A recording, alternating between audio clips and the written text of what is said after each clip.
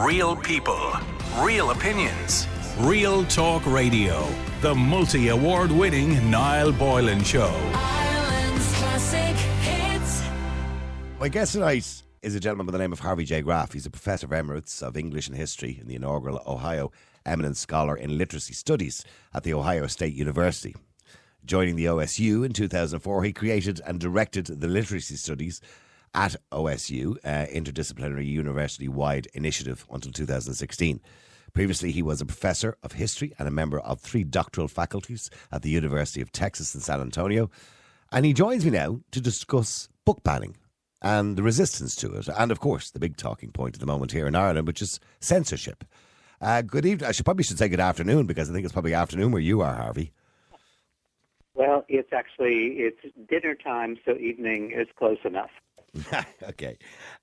Let's talk about banning books. I'm going to read a little piece from the paper here in Ireland recently, right? And this will kind of lead us into it, okay? And this is from one of the Irish newspapers, and it says, a councillor has filed a motion with Meath County Council calling for books to be removed from the curriculum. The Meath County Council called on the Department of Education to remove all literature from school curriculum that casually and repeatedly uses offensive racial terms. The books that he's referring to, by the way, are To Kill a Mockingbird and Of Mice and Men. Now, I'm sure you're familiar with both of those books by Harper Lee and John Steinbeck. Yes. Both those books, I suppose, talk about the Deep South. They talk about slavery. They use racial slurs. And they wanted them removed from the curriculum from schools because of, racial undertones. And many people argued and said, hold on for a second, this is history. So when did this, you would be a better judge of all this, when did this book banning or book burning all start? I'm assuming it was for religious reasons. Actually, let me give a quick word of context. I am wearing, I dressed for my interviews and my Zoom lectures and things. My T-shirt says, read banned books. And beside me, I have another shirt that says, I'm with the band, BANNED. And a third one that says, celebrate freedom. And they all have lists of books that have been attempted to be banned at one time or another, including the 2 you just mentioned. Mm-hmm. Book banning is as old as writing. It even precedes printing and books as we know them. It is an expression of power and the context in which power occurs. People tried to ban hieroglyphics, cave painting, depending on one tribe or one kingdom or one religious faith against another. It cannot be separated from contests of power. If we take a long view, and I'll do this briefly because our concern is with current events internationally, over time, beginning with probably the most famous historical moment when the Roman Catholic Church tried to ban the writings of Martin Luther and other who were then seen as radical Protestants. And Protestant, of course, is a form of protest. Mm-hmm. The Catholic Church also tried to suppress the Greek Orthodox and Eastern Orthodox churches. What's important, and this is echoed again in major book banning in the United States in the late 19th century, associated with Anthony Comstock, who was postmaster of New York State, then the U.S. federal government. That's a presidential appointment. He ran a commission in New York State called the Committee to Suppress Obscenity. Obscenity to Comstock and his followers was information available publicly about birth control, contraception. Yep, so that happens here, by the way, too, in Ireland. It's international. Yeah. Of course, that was a time that abortion in alleys was one of the major forms of birth control with an extraordinarily tragic high rate of maternal mortality. But we go from religious oppression and contest to control of human bodies. The now humorous period of the 1950s and 60s that started in the United States but quickly leaped over the Atlantic, with what we sort of call banned in Boston. This was banning works by blacks, Not to Catch a Mockingbird, Mice and Men. major comments and critics. I'm blocking on names, but Catch-22, things that are now largely because they're the writings of mainly straight white men, are no longer subject to banning. What's critically new, and it's another way of answering your general question, since in the United States, since 2020, is that the book banners no longer read what they want to ban. I have called them in some of my essays the new illiterates. There's no evidence, for example, that the notorious American group, they call themselves Moms for Liberty. I have renamed them Moms Against Literacy. There's no evidence they've opened the cover of a single book. A parallel event, also copied internationally, was a Republican legislator in Texas, not surprisingly, who had his office staff do a Google word search of book catalogs. They came up with a list of 850 books that they wanted to be investigated. I actually printed out a copy and looked through it. Anything with the word, gay or race or queer, even if those words had a totally different meaning. So we're in a fundamentally new historical period today when the banners don't even bother to have their secretaries or maybe their college-aged children read the books and tell them what's within it. I was always a firm believer, sorry for interrupting, but I'm always a firm believer that we should never ban any books or censor any books. And we should always make sure, particularly when we're talking about children, that they're age appropriate. In other words, if we believe a book is not appropriate for an 8-year-old in school but is appropriate for a 15-year-old, well, that's fine. Just make sure the 15-year-old only has access to it and the 8-year-old doesn't. And the same would go with books that might be graphic in any shape or form. But the problem, I think, is... sorry, go ahead. Let me amplify just what you're saying. The evidence from teachers, psychologists, historians, others who are familiar with young people is, as a 22-year-old undergraduate friend of me said in my dining room 2 months ago, he says, when I was 8 years old, if I was reading a book that didn't feel right, I just put it down. Their age appropriateness is important. I would argue that a trained, certified, experienced librarian and educator should make decisions rather than parents who haven't opened the cover and are repeating what they've been told in the United States on right-wing, highly effective social media and websites by people who haven't opened the book.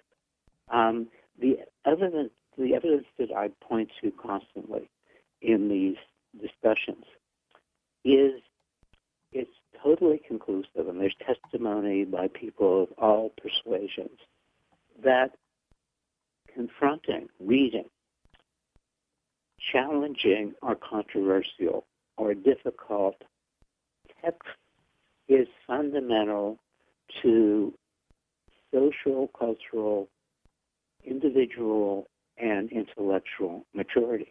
We have testimony from very conservative people that reading potentially offensive literature at 8 or 12 years old helped them clarify what they wanted to be. And the groups like Mothers Against Liberty are basically saying, I won't let my children grow up. And I suggest that they haven't grown up. I don't know whether I necessarily agree with that. Now, don't get me wrong, I don't agree with everything that the likes of Mothers Against Liberty, and I know Donald Trump met them yesterday. I don't agree with everything they would have to say. And we have groups similar to that here in Ireland as well. I think for many of them, the core is they believe is child protection. And, I think every parent has a right, as a guardian of a child, to decide how quickly they want their child to grow up or what their child is capable of, what information they're capable of taking in without it doing any harm to them. So, and I think parents' groups are very important, as well.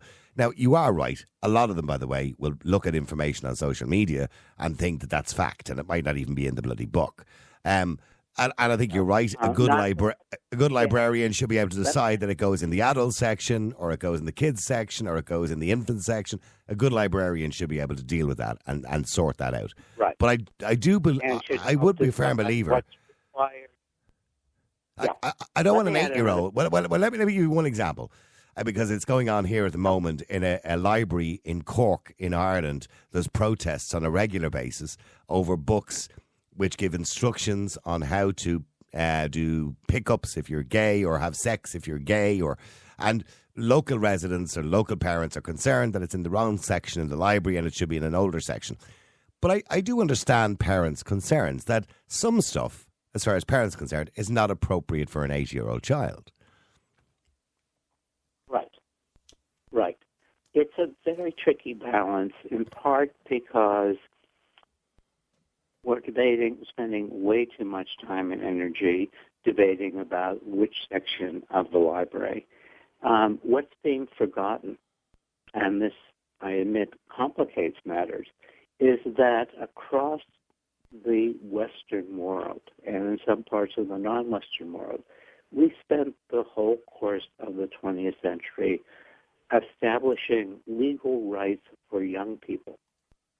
That children have rights to grow up that sometimes conflict with their parents. And the whole movement to ban books and to take over the curriculum in the United States, the tragic but humorous example is the attack on the 1619 Project and the substitution by the Trumpists, the 1776 Project. There's a right-wing 1619 Project. America began when the Puritans landed at Plymouth Rock and ignores the fact that those Puritans killed Catholics, white English Catholics, and other Protestants, as well as indigenous peoples.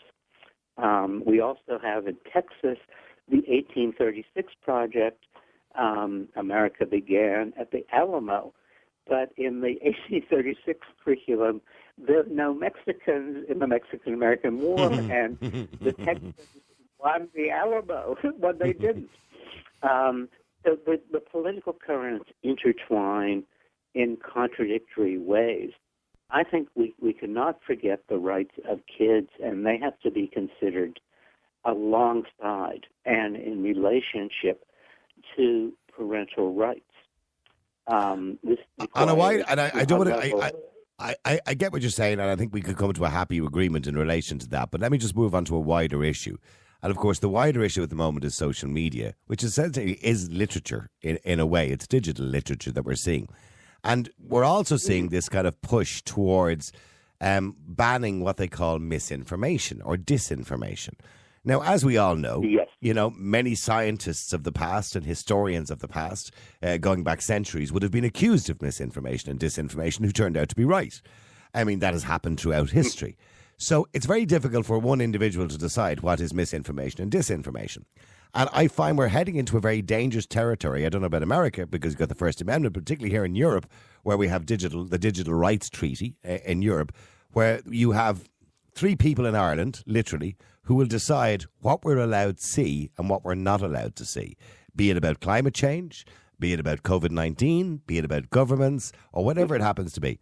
And I think we're heading into a very dangerous territory where we're banning literature because 3 people don't think it's factual. Yeah, we are already, I'll take a step further, we are already in dangerous literature.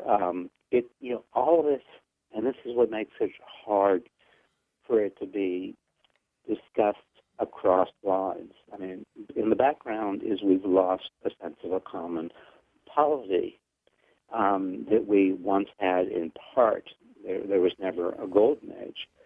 But can all media, print or other, be allowed to propagate freely, or do we need certain community-based, carefully established means of monitoring? I mean, the First Amendment in the United States does not protect calls to violence or hate speech. The right-wing side of free speech forgets that.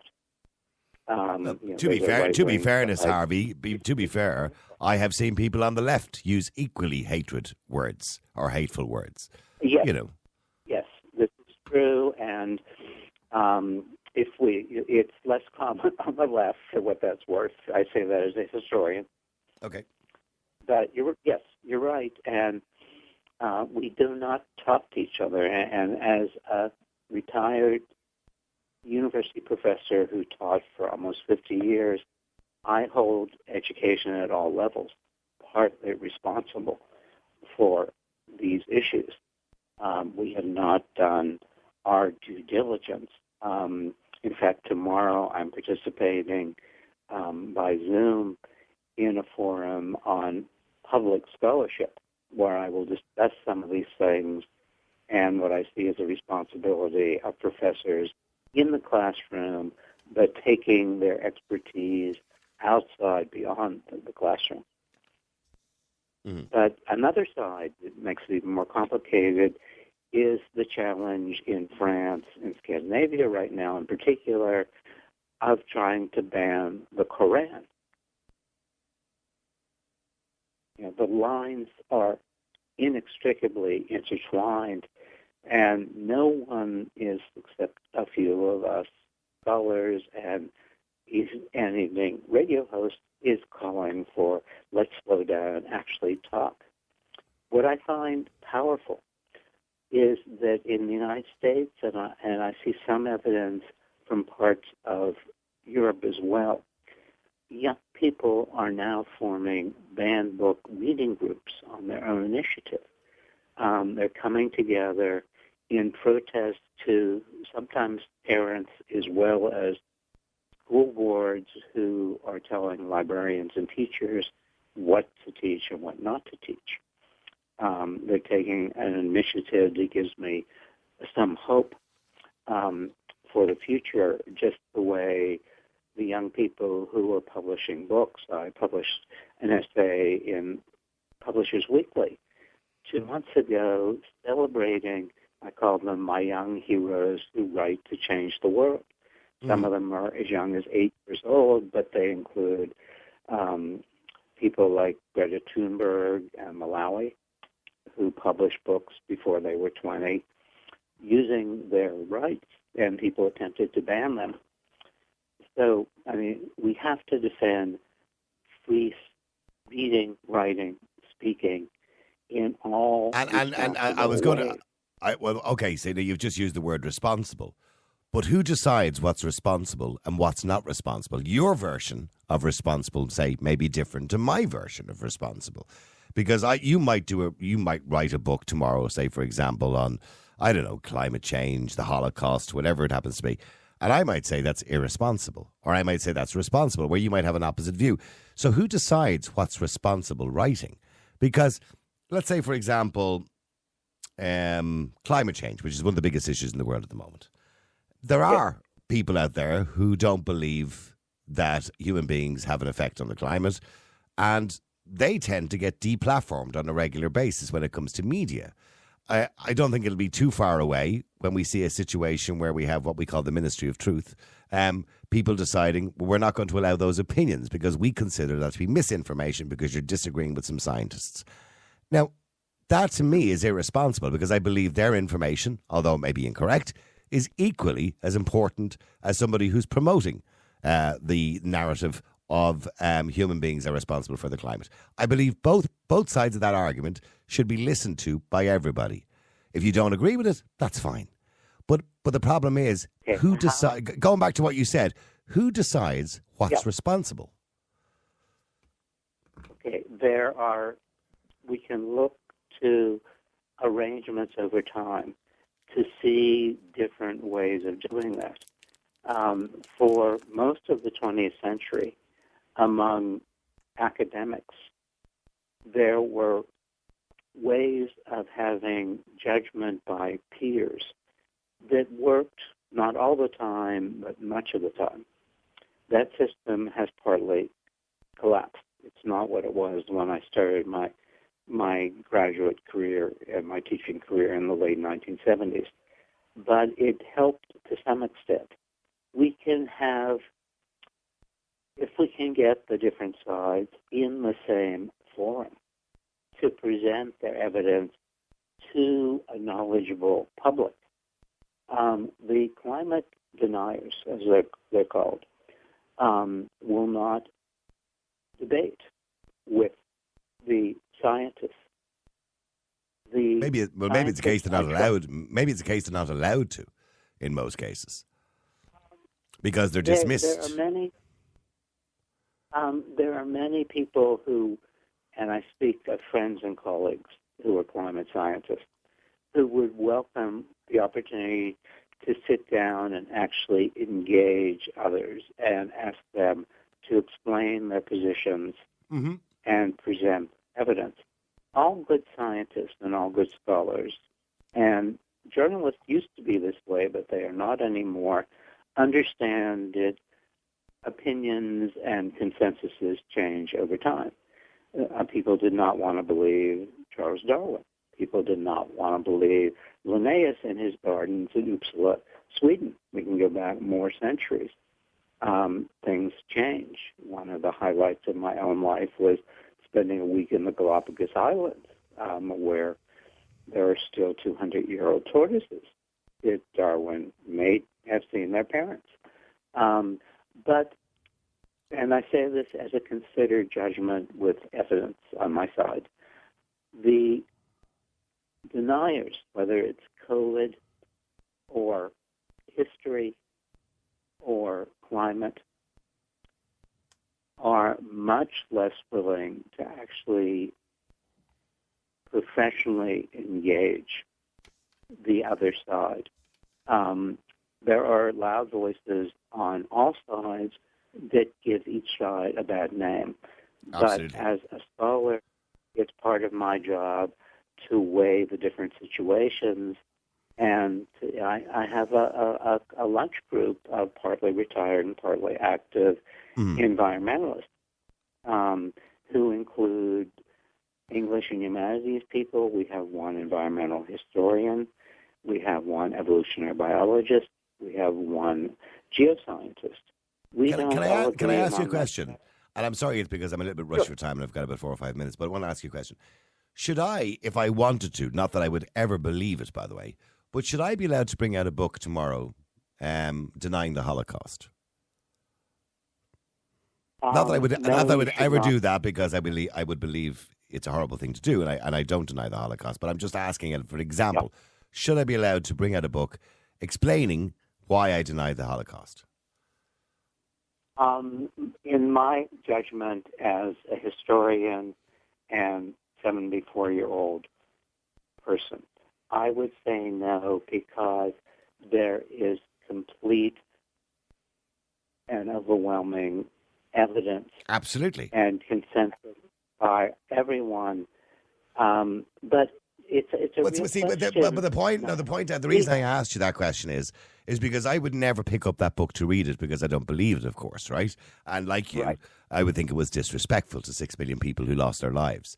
But in saying that, and if you, I don't believe it should ever be banned. Sorry? Here we need another program to define different forms of banning and limitation. We have a elected state representative in Ohio, homeschooled, no college, who has argued publicly you need to teach both sides of the Holocaust. And she follows that by saying, after all, only 300,000 Jews died. She repudiates herself by saying only 300,000 when no one disputes 6 million Jews and 3 million Gypsies and Hungarians and Romanians. Mm-hmm. I'm of Jewish descent, and I look to the total, not only the murdered Jews. But So the only point I was making is, and I don't want to go too deep. I'd love another longer conversation with you. But the point I was trying to make is, as much as I would be appalled by it, you would be appalled by it, as particularly that you have Jewish descent, and many Jewish people would be, of course. But in saying that, I still believe these things should be available, because I was always a believer. The same when it comes to media and radio and talk show, that I had people on the air over the last 30 years that I've been doing this who were abhorrent, horrible people who've said abhorrent things and horrible things. But in saying that, I believe it's important that we see people for what they are and that we understand the arguments so that we learn from the badness. And, by banning or censoring, I think we never learn. And that's just the point I was trying to make in relation. In principle, I agree with you. And I would say put them on the air, debate with them. Put them in front of an audience, debate with them. But putting a book that has a kind of autonomy, or putting it on, for example, in the United States and probably in Ireland too, totally uncontrolled right-wing social media, where people never even get a suggestion that this is highly atypical, controversial. Scholars and good students, and probably you, as you were educated in your career, look things up. We used to go to the library, now we Google. People, as in the United States, the greatest group of right-wing dominated people are undereducated, non-urban people who are terrified because right-wing social media bombards them with saying, you are becoming an oppressed minority. All those other kind of people, particularly people of color, are out reproducing you. That's one of the ways I feel education, at least in the United States, but I know in Britain as well, where I publish regularly in Times Higher Education. I skim The Guardian in the morning, and I talk to people around the world about these things. And I'm sorry to cut you short, but I do know there are numerous amounts of people online who garner support through hate. And there is no doubt about that. Yes. And they garner support to making up stories to make people believe a certain narrative. And I'm not denying that for a minute. And by the way, again, I say to you, because I'm kind of centrist in some way, I would say that's both on the right and on the left. But you would obviously say it's more to the right than it is to the left. I've seen hatred on both sides. But I tell you what, I listen, would not deny the left. Yeah. I would not deny some complicity on the left. I would love to have a longer conversation with you. It's been a very interesting conversation, and maybe we could do it again. Maybe we could do it again I'd sometime. like to do that. Yeah. Could you have someone on your staff send me a link to this? Yes, absolutely, no problem at all. We should do that. My younger brother is an internationally known rock music journalist, and he's just delighted that I'm on Irish classic hits. He's delighted you're on Irish radio. Have you ever been to Ireland, by the way, Harvey? Yes, I love Dublin. I have a picture of the library in Trinity College that I'm looking at on my study wall. Beautiful. And library. My wife and I spent a glorious summer driving up the west coast of Ireland, sampling different smoked salmon in every county on the west coast. And I'm sure you sampled a pint of beer in every county as well. Not so often. More often Scotch. And next time we can talk about the fresh Scotch on the outer islands in Scotland. Another one of my passions. Listen, Or the 11 o'clock parade of the penguins in Edinburgh Zoo. it's been lovely talking to you, Harvey, and I'm sorry we had to cut it a bit short, but I make sure they will send you a link, and I will be in touch with you, and we'll have a longer conversation, okay? Thank you very much indeed. I'd be delighted. Real people, real opinions. Real Talk Radio, the multi-award winning Niall Boylan Show.